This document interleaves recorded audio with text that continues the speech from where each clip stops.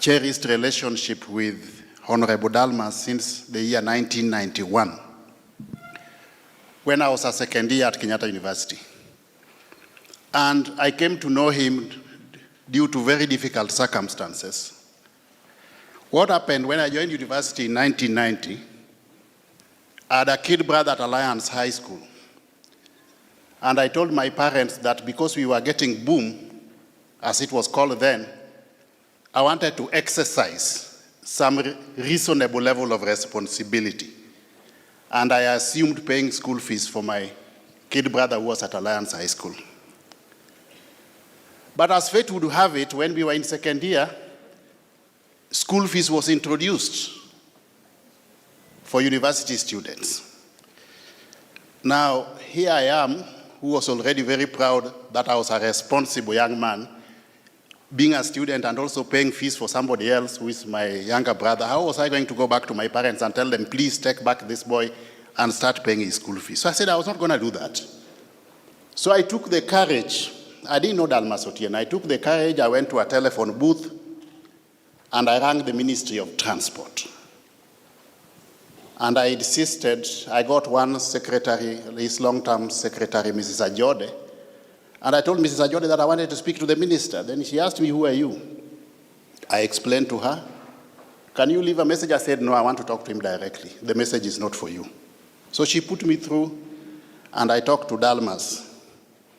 He asked me why I wanted to talk to him. I told him I want to come and see you. I've actually rang because I want an appointment to come and see you. Is it something we can discuss on the phone? I told him no.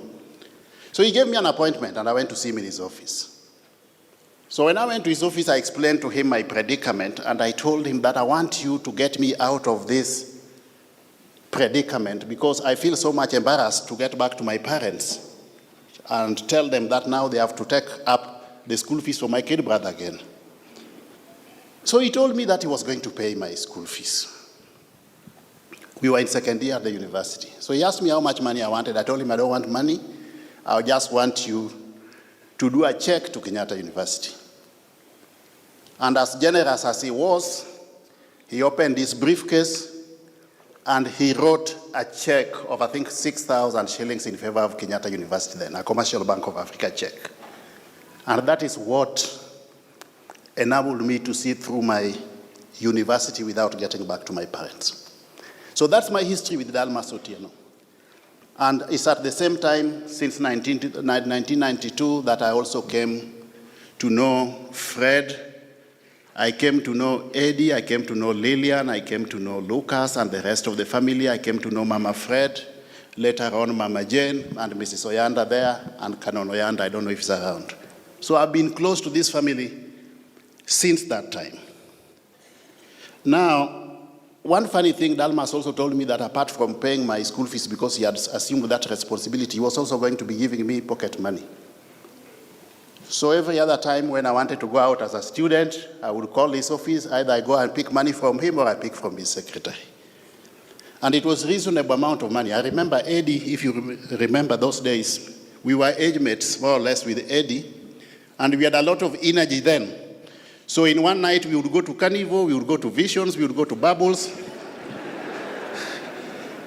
And I used to buy drinks for Eddie and some other friends. And Eddie nicknamed me Millionaire, not knowing that the money I was using to buy them beer was actually his father's money. Just sit down, Eddie. Yeah.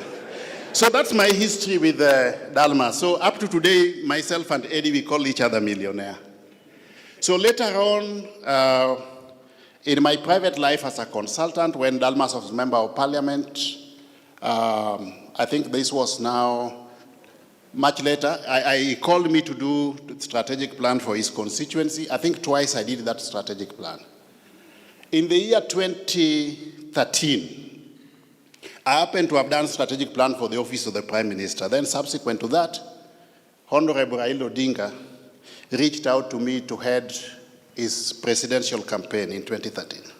So I was actually the head of his presidential campaign secretariat and chief campaign manager.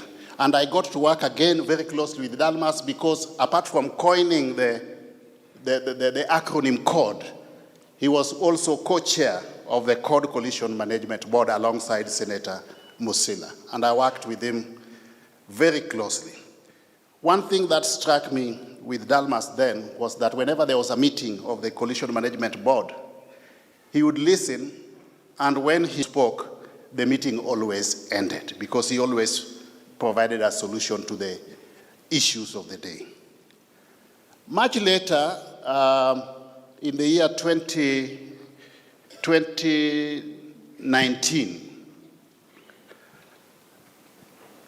I reached out to Dalmas because I had the idea of coming up with Nyanza International Investment Conference. So I reached out to him because he struck me as a very brilliant fellow for advice. So he told me that if you want to do this, please go ahead, it is workable. We have got abundance of opportunities in Nyanza informed by comparative advantages. Get some people from the private sector and go the full hog. So we worked very closely with him in coming up with that idea. We brought on board so many professionals. I'm about to finish. And then later on, I decided to work with Ruto just before the last elections. Ruto was then deputy president.